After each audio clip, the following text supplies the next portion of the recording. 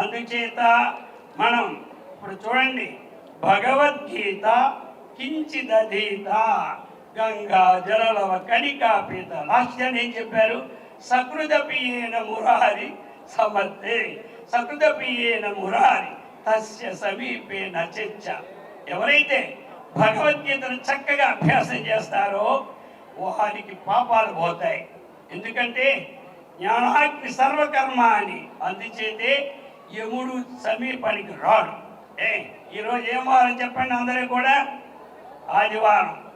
ఈవేళ సూర్య భగవానుడు ఇక్కడికి 6 గంటలకు వస్తున్నాడు అంటే మీ అందరికీ సంతోషమా దుఃఖమా చెప్పండి?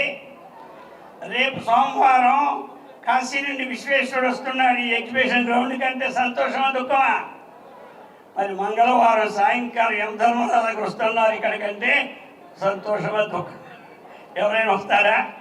రారు. యముడు రాకుండా ఉండాలంటే ఏముండాలి చేతిలో చెప్పండి గట్టిగా? భగవద్గీత. భగవద్గీత కించిదధీత. గీత చేతిలో పట్టుకొని వెల్కమ్ యమధర్మరాజు అంటే नो नो आपके पास नहीं आएंगे. क्यों? भगवद्गीता है आपके पास.